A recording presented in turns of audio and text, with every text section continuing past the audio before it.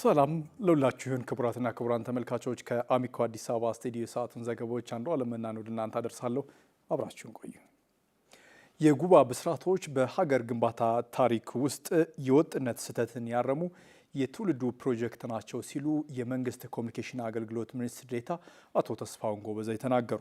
ሀገር የሚገነባው በቆራጥ ትውልድ በመሆኑ ለስኬታቸው ሁሉም ሊተባበር እንደሚገባም ጥሪ አቅርበዋል። ተጨማሪውን አብረን እንከታተል።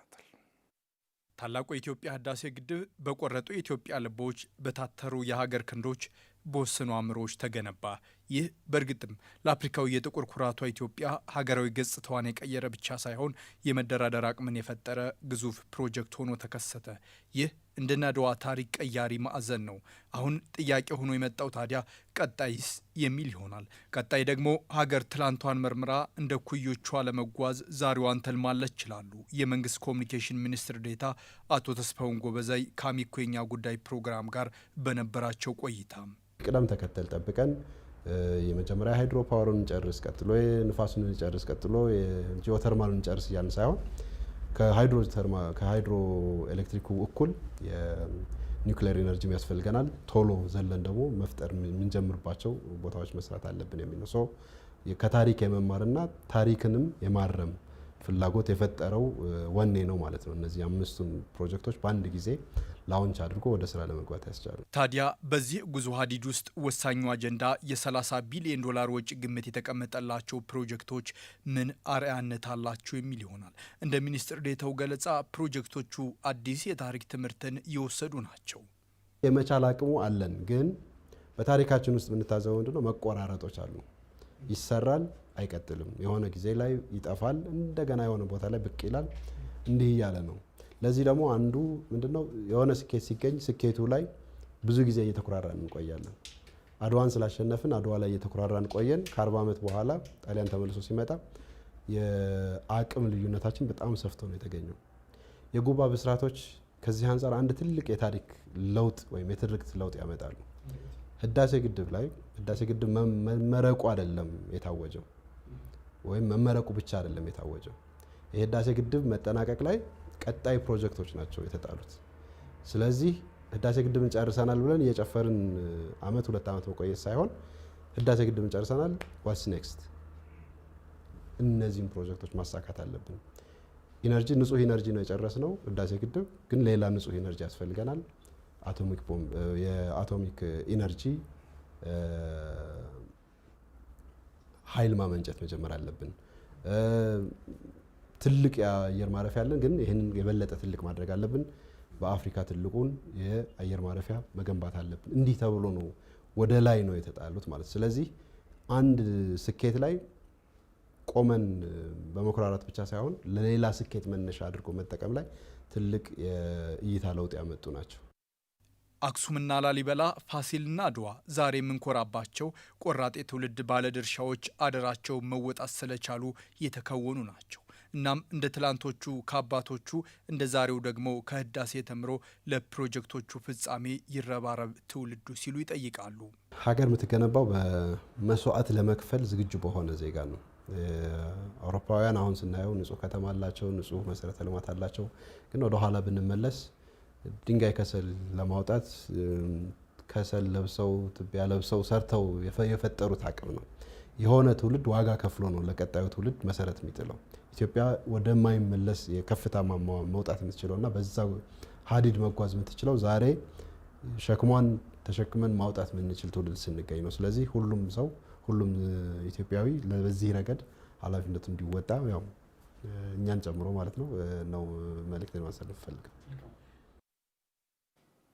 እስከዚህ ዓመት መጨረሻ ድረስ የኑሮ ውድነትን ለማቃለል በተመጣጣኝ ዋጋ የኢንዱስትሪና የግብርና ምርቶችን የሚያቀርቡ የገበያ ማዕከላትን ቁጥር 15 ለማድረስ እየተሰራ መሆኑን በአማራ ክልል በምክትል ርዕሰ መስተዳድር ማዕረግ የከተማ ልማት ዘርፍ አስተባባሪ ዶክተር አህመዲን መሐመድ ገለጹ። በደብረ ብርሃን ከተማ አስተዳደር በ196 ሚሊዮን ብር ወጪ የተገነባው ሁለተኛው ዘመናዊ የገበያ ማዕከል ተጠናቆ ተመርቋል። ወንዲፍራው ዘውዴ ተጨማሪ ዘገባ አለው። በገበያ ማዕከሉ ምረቃና በስራ ማስጀመሪያው ላይ የተገኙት በአማራ ክልል በምክትል ርዕሰ መስተዳድር ማዕረግ የከተማ ልማት ዘርፍ አስተባባሪ ዶክተር አህመዲን መሐመድ ናቸው። በከተሞቻችን ዘመናዊ የገበያ ማዕከላት መገንባት አለባቸው ብሎ ቢሮ በቀረበ ሰዓት ክቡር ፕሬዝዳንት አረጋ ከበደ ኃላፊነቱን ወስደው አስተባባሪ ኮሚቴውና ካቢኔው ላይ ቀርቦ እንዲጸድቅ በማድረግ ከክልሉ በኩል አስፈላጊው ድጋፍ እንዲደረግ ላሳዩት አስተዋጽኦ ላበረከቱት አስተዋጽኦ እንድታመሰግኑልኝ ጠይቃለሁ። በዚህ በጀት ዓመትም በሰባቱ የዞን ከተሞች የግንባታ ስራ የተጀመረ ሲሆን ለዚህም በክልልና በከተሞቹ 1.1 ቢሊዮን ብር ወጪ ተደርጎ ግንባታዎች የተከናወኑ ይሆናል። ስለዚህ እነዚህ ጨምሮ በዚህ ዓመት መጨረሻ ላይ ወደ 15 የሚሆኑ ዘመናዊ የገበያ ማዕከላት ይኖሩናል ብለን እንጠብቃለን። የአማራ ክልል ንግድና ገበያ ልማት ቢሮ ኃላፊ ዶክተር ኢብራሂም መሐመድ ሰው ተኮር ከሆኑ ትልልቅ ስራዎች ውስጥ አንዱ ገበያውን ለማረጋጋት ክልሉ የሚሰራው ስራ ነው ብለዋል። ይህንን መፍትሄ ለመስጠትም ክልሉ ከ3 ዓመት በፊት የገበያ ማዕከላት እንዲገነቡ ከውሳኔ ተደርሶ ዛሬ ላይ በአንድ ዓመት ውስጥ 8 የገበያ ማዕከላት ተገንብተዋልም ብለዋል። በክልላችን እንደዚህ አይነት የግብይት ማዕከላት በአንድ ዓመት ውስጥ ሰርተን አጠናቀን 8ቱም ወደ ስራ እየገቡ ነው ያለ። እንዲህ አይነት የገበያ ማዕከሎች ብቻ አይደሉም፣ በየደረጃው መጠናቸው ከዚህ የሚያንሱ በተለያየ አካባቢ በክፍለ ከተሞች፣ በወረዳ ከተሞች በስፋት እየተሰራ ነው ያለው። ይሄ ፋይዳው በእጅጉ ከወዲሁ ስራ እንደጀመረ ውጤቱን ማሳየት የጀመረ የገበያ ማዕከል ስለሆነ ይሄን የገበያ ማዕከልና ሌሎችንም ወደ ላቀ ደረጃ ማድረስ ያስፈልገናል። የደብረ ብርሃን ከተማ አስተዳደር ተቀዳሚ ምክትል ከንቲባ በድሉ ውብሸት የኢኮኖሚ ጥንካሬ የሚለካው ምርቶች በተመጣጣኝ ዋጋ ለሕዝቡ ሲደርሱ ነው ብለዋል። ይህንን ለማሳለጥ በደብረ ብርሃን ለመጀመሪያ ጊዜ የተገነባው ሁለተኛ ደረጃም ዘመናዊ የገበያ ማዕከል ለከተማቸው ሁነኛ መፍትሄ መሆኑን ተናግረዋል። አምራችና ተጠቃሚው መካከል ያሉትን አላስፈላጊ ድለላ በማስወገድ የገበያ ሰንሰለቱን በማሳለጥ ዋጋን የማረጋጋት ሚና የሚወጣ ነው።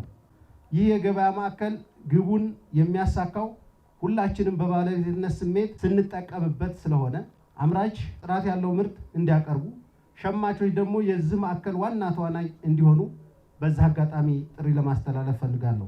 በ196 ሚሊዮን ብር ተገንብቶ በተጠናቀቀው በዚህ የገበያ ማዕከል ውስጥ ሸማቾች እንዲጠቀሙበት የከተማ አስተዳደሩ ንግድና ገበያ ልማት መምሪያ ኃላፊ ይርጋለም ምስጋናው ጥሪ አቅርበዋል። በእያንዳንዱ ምርት ላይ በእያንዳንዱ ኢንዱስትሪ ምርት ላይ ከ10% እስከ 20% ቅናሽ አለው።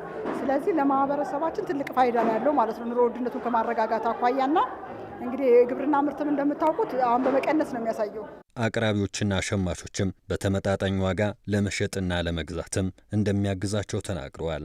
ከውጭው 850 ነው፣ እዚህ ደግሞ የ40 ብር ልዩነት አለው። የሰሩት ነገር እኔ ካሁን በፊት ያልነበረ እንዲያውም ለደብረ ብርሃን የመጀመሪያ ነው ብንል ማጋነን አይሆንም። ገዢ እንዲያውም የሰማ ሰው ተገርሞ ነው እየመጣ እየገዛን ያለው።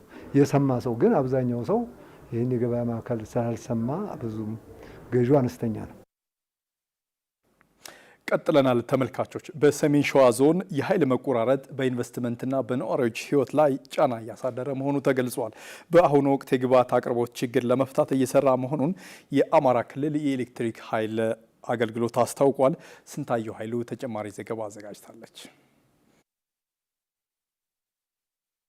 በሰሜን ሸዋ ዞን ምንጃር ሸንኮራ ወረዳ አራርቲ ከተማ በተካሄደው ኢትዮጵያ ታምርት እኛ ምንሸምት የንቅናቄ መድረክ ላይ የኃይል አቅርቦት በአምራች ኢንዱስትሪው ላይ እንዲሁም በነዋሪዎች ሕይወት ላይ ጫና እያሳደረ በመሆኑ ለኃይል አቅርቦት ቅድሚያ መሰጠት እንዳለበት ተሳታፊዎች ጠይቀዋል። ሻይም ማፍሊያ ቡናም አፍልተው ብዙ እህቶቻችን ወንድሞቻችን በየዳ የሚተዳደሩበት ስለሆነ ይህንን ነገር እንድታስተካክሉልን አደራ ነው የምለው። መንዝጌራ ወይም ደግሞ መሀል ሜዳ ከተማ አስተዳደር እየደረሰን አይደለም። ሰብስቴሽን የለንም። ሰብስቴሽን የለንም ለማልማት እንደውም ብዙዎች መብራት በጣም ችግር አለ። ሰብስቴሽን ከሌለ ማልማት አይቻልም። ዘመናዊ እርሻን ለማስፋፋት መብራት ከሌለ ምንም ማልማት አይቻልምና የመብራት ማስተላለፊያ ቢተከልልን ማመንጫ ፋውር ስለሌለው ይሄ ራሱ ኢንቨስትመንቱን ወደ ኋላ እየረገጠው ነው። የመብራት ሰብስቴሽን ግንባታዎች በውጭ ምንዛሬ የሚገነቡ በመሆናቸው የተለያዩ የፋይናንስ ድጋፎችን ለማግኘት እየተሰራ መሆኑን ያነሱት የአማራ ክልል ኤሌክትሪክ ኃይል አገልግሎት ኃላፊ አቶ ሰለሞን ጣሰው የኃይል አቅርቦት ለኢንዱስትሪዎች መሰረት በመሆኑ ልዩ ትኩረት ተሰጥቶ እየተሰራ መሆኑን ገልጸዋል። እነዚህ ሰብስቴሽኖች የሚገነቡት ከ90% ባላነሰ በሃርድ ከረንሲ ነው፣ በውጭ ምንዛሬ የሚገነቡ ናቸው።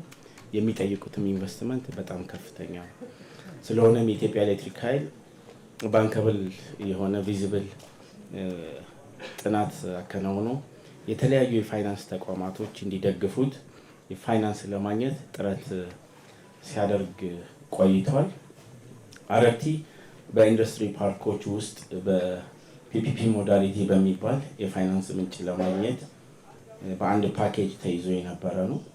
ሌሎቹ እንደ መሀል ሜዳና ሌሎች በክልሉ ተጨማሪ 3 አካባቢዎች ደግሞ በዓለም ባንክ ብድር ለማግኘት ፕሮሰስ ሲደረግ ነው የቆየው። የክልሉ መንግስት ለኃይል አቅርቦት ልዩ ትኩረት ሰጥቶ እየሰራ መሆኑን ያነሱት ኃላፊው የጸጥታ ችግር አንዱ ለኃይል አቅርቦት መቆራረጥና መስተጓጎል ምክንያት መሆኑንም አንስተዋል። መሀል ሜዳን ጨምሮ ሌሎች 4 ከተሞቻችን ደባርቅ፣ መሀል ሜዳ፣ እንጅባራና ወራይሉ እንዲሁም የዓለም ባንክ ፋይናንስ ማግኘት ተችሏል። ጥናታቸው አልቋል። ዓለም አቀፍ ጨረታ እየወጣላቸው ያለ ነው። በተወሰነ ደረጃ ከ4ቱ ውስጥ መሀል ሜዳ ግን ዘግይተዋል። በጸጥታ ችግር ምክንያት ባለሙያዎች በቦታው ገብተው ስራዎችን መስራት ባለመቻላቸው ሁኔታዎች እየተሻሻሉ የሚሄዱ ከሆነ የመሀል ሜዳ ሰብስቴሽን ግንባታ የሚጀመር ነው ማለት። ሁለተኛው የአረርቲ ነው። ችግሩን ለማቃለልም ጥረቶች ስናደርግ ቆይተናል። የሰብስቴሽን ግንባታ እስኪጠናቀቅ ድረስ ያለማቋረጥ አገልግሎት ለመስጠት እየተደረገ ያለው ጥረት የአምራች ኢንዱስትሪዎችንና የማህበረሰቡን ፍላጎት ማርካት ያልቻለ መሆኑን ያነሱት ኃላፊው የቴክኒክና የኔትወርክ አቅም ማነስን ለማስተካከል የቅድመ ጥገና ስራዎች እንደተሰራም ተናግረዋል። ለቀጣይ ኢንቨስትመንት ማበረታታትና ለሌሎች ለምናስባቸው ግቦች መሳካት ኃይል መሰረት ነውና በአረርቲ ከተማ የሚገነባው ሰብስቴሽን በትኩረት ይሰራል። የክልሉ መንግስትም በልዩ ትኩረት እየተከታተለው ክቡር ፕሬዝዳንቱን ጨምሮ በቅርበት እየሰሩ ነው ያለው። ሰሜን ሸዋ ላይ ቅድሚያ አሁን አንገብጋቢ ጥያቄ ተብለው እየተሰሩ ካሉ አንዱ አረርቲ ነው።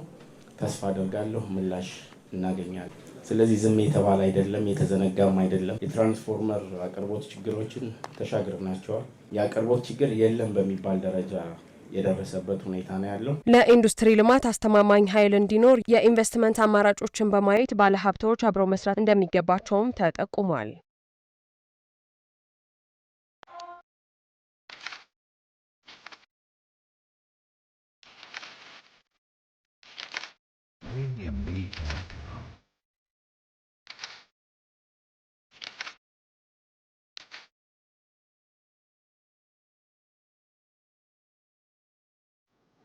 አሁን ደግሞ ወደ ማናቸው ዘገባችን እናልፋለን። ኢትዮጵያዊ ፕሮፌሰር ጀማል አብዱል ቃድር የስኳር ሕክምና ፈርቀዳጅ ሐኪም ናቸው። ፕሮፌሰሩ ዘመናዊ የምዕራባውያን ሕክምናን ለኢትዮጵያ ካስተዋወቁ የመጀመሪያዎቹ ጥቂት ኢትዮጵያውያን ሐኪሞች መካከልም ይጠቀሳሉ። በለጠ ታረቀኝ ደግሞ ስለ እሳቸው ይነግረናል። አብረን እንከታተል።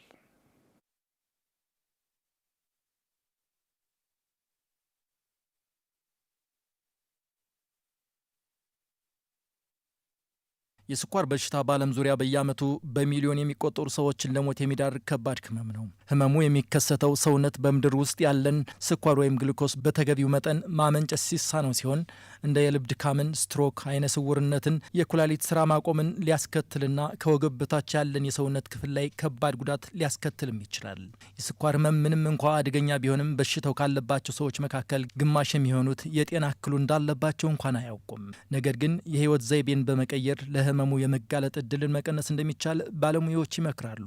ምግብ ስንመገብ ሰውነታችን ካርቦሃይድሬቶችን ወደ ስኳር ወይም ግሉኮስ ይቀይራል። በቆሽት ውስጥ የሚመረተው ኢንሱሊን የተባለው ሆርሞን የሰውነታችንን ህዋስ ኃይል ለማመንጨት ስኳር እንዲይዝ ትዕዛዝ ይሰጣል። ኢንሱሊን ሳይመረት ሲቀር ወይም በአግባቡ ሳይሰራ ሲቀርና ስኳር በደማችን ውስጥ ሲከማች የስኳር በሽታ ይከሰታል። ታዲያ ኢትዮጵያዊ ፕሮፌሰር ጀማል አብዱል ቃድር ለዚህ አደገኛ ህመም ህክምና ፈርቀዳጅ ናቸው። በዛሬው የማናቸው ዘገባችን እንቃኝ እንቃኛቸዋለን። ፕሮፌሰር ጀማል አብዱል ቃድር በደቡብ ምዕራብ ኢትዮጵያ ጎሬ ከተማ በ1927 ዓመተ ምህረት ተወለዱ። በአዲስ አበባ ዩኒቨርሲቲ የ2 ዓመት የኮሌጅ ትምህርታቸውን ከተከታተሉ በኋላ ወደ ካናዳ በመሄድ በሞንትሪያል በሚገኘው ማክጊል ዩኒቨርሲቲ ተቀላቅለው የሕክምና ዲግሪያቸውን በ1951 ዓመተ ምህረት አግኝተዋል። በቀጣዮቹ ዓመታት ዲፕሎማ በክሊኒካል ሜዲካል ኦፍ ትሮፒክስ ከለንደን የሃይጂንና የትሮፒካል ሕክምና ትምህርት ቤት በ1956 አግኝተዋል። የድህረ ምረቃ ትምህርታቸውን በውስደው ሕክምና በሮያል የድህረ ምረቃ ትምህርት ቤት በለንደን ዩኒቨርሲቲ በ1958 ዓ ም ተከታትለዋል። በኢትዮጵያ የጤና አጠባበቅ ስርዓት ውስጥ ያከናወኗቸው ሙያዊ ግልጋሎቶች በልዕል ፀሐይ መታሰቢያ ሆስፒታል ከስታፍ ሐኪም ከመሆን ጀምሮ የጥቁር አንበሳ ሪፈራል ሆስፒታል ከፍተኛ አማካሪ ሐኪም በመሆን ከ1971 እስከ 1990 አገልግለዋል። ፕሮፌሰር ጀማል አብዱል ቃድር ዘመናዊ የምዕራባውያን ሕክምናን ለኢትዮጵያ ካስተዋወቁ የመጀመሪያዎቹ ጥቂት ኢትዮጵያውያን ሐኪሞች አንዱ ነበሩ። በምዕራቡ ዓለም ለመቆየትና በተመቻቸ ኑሮ ለመኖር እድሎች ቢኖራቸውም ወደ ኢትዮጵያ በመመለስ ለውጥ ለማምጣት እና የሀገሪቱን የጤና አጠባበቅ ስርዓት ለማሻሻል ችለዋል። ለዓመታት ሀገራቸውን በተለያዩ ጊዜያት በሚከተሉት የአመራርነት ቦታዎችም አገልግለዋል። የኢትዮጵያ ጤና ጥበቃ ሚኒስትር፣ የኢትዮጵያ ሕክምና ማህበር ፕሬዝደንት፣ የኢትዮጵያ ሕክምና ጆርናል አዘጋጅ፣ የኢትዮጵያ ቀይ መስቀል ማህበር ፕሬዝደንት፣ የኢትዮጵያ የስኳር ህመም ማህበር ፕሬዝደንት እና ከኢትዮጵያ ሳይንስ አካዳሚ መስራች አባላት መካከል አንዱ ናቸው። በኢትዮጵያ የመጀመሪያው ኢንዶክሪኖሎጂስት በመሆናቸው በሀገሪቱ የመጀመሪያውን የስኳር ህመምተኞች ክሊኒክ በማቋቋም እንዲሁም የኢትዮጵያ የስኳር ህመም ማህበርን በማቋቋም ከፍተኛ ሚና ተጫውተዋል። በኢትዮጵያ የህክምና ምህንድስና ባዮሜዲካል ኢንጂነሪንግ ዘርፍ ላይ በረጅም ዘመን ያበረከቱት ከፍተኛ አስተዋጽኦ በመገንዘብ ፕሮፌሰር ጀማል አብዱል ቃድር ጥር 28 2018 ዓ ም በኢንተርሌክጀሪ ሆቴል በተዘጋጀው ፕሮግራም ላይ ከኤስኢኤምኢ የክብር እውቅና ተሸልመዋል። በስነ ስርዓቱ ላይ ሽልማቱን በስማቸው ቤተሰቦቻቸው ተቀብለዋል። ይህም ለሀገራቸውና ለሙያቸው ያበረከቱት አስደናቂ አገልግሎት የተሰጠ ክብር መሆኑ ተገልጿል። ፕሮፌሰር ጀማል በህክምና ቴክኖሎጂ እድገት ባለሙያዎችን በማበረታታትና የዘርፉን እድገት በማፋጠን ያበረከቱት ሚና በብዙዎች ዘንድ እንደሚታወቅም ተጠቁሟል። የተሰጣቸው ይህ እውቅናም ለመጪው ትውልድ ተነሳሽነትን እንደሚፈጥር ነው የተገለጸው። የዓለም ጤና ድርጅትንና ቢቢሲ አማርኛን በምንጭነት ተጠቅመናል። አሁን ሰዓቱ ደግሞ የአጫጭር ዘገባዎች ኤልሳ ጉሽ አሰናድታቸዋለች፣ እንደሚከተለው ይቀርባሉ።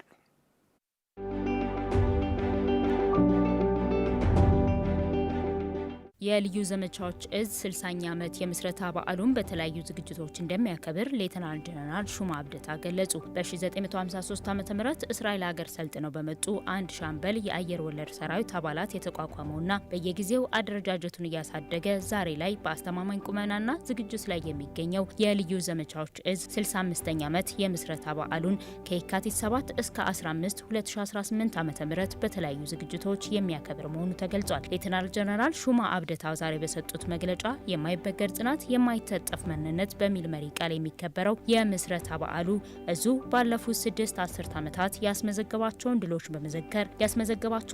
በመዘከር የሀገርን ሰላም በማስከበር ረገድ የነበረውን ጀግንነትና ወኔ ይዞ በማስቀጠል ነው ሲሉ ተናግረዋል። የልዩ ዘመቻዎች እዝ 65ኛ ዓመት የምስረታ በዓል የካቲት 15 2018 ዓ.ም በሐዋሳ ስታዲየም ለየት ባሉ ዝግጅቶች በደማቅ ስነ ስርዓት የሚፈጸም መሆኑን ተገልጿል። ዘገባው የመከላከያ ሚኒስቴር ነው።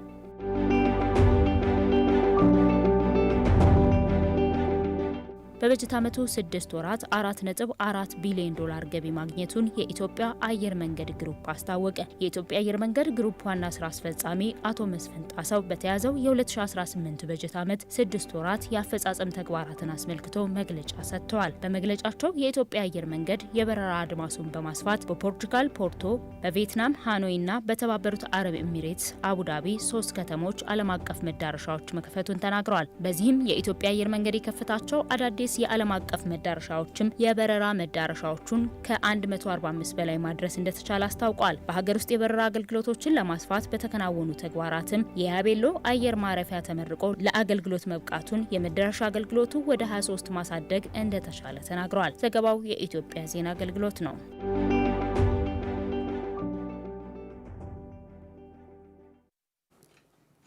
ተመልካቾች አሚኮን እንዲሁም የአሚኮ ዝግጅቶችን በማንኛውም ሰዓት መከታተል ስትሹ ማግኘት እንድትችሉ አሚኮ ላይቭን ከፕሌይ ስቶር አውርዳችሁ ማየት መከታተል ትችላላችሁ። ከአዲስ አበባ ስቱዲዮ ለሰዓቱ አዘጋጅንላችሁ ዘገባዎች እኒህን ይመስሉ ነበር። ዘገባዎቹን አንዱ አለመናን ወደ እናንተ አደረሱ። ስለተከታተላችሁን አብራችሁ ስለነበራችሁ አመሰግናለሁ። ጤና ይስጥልኝ። Thank you.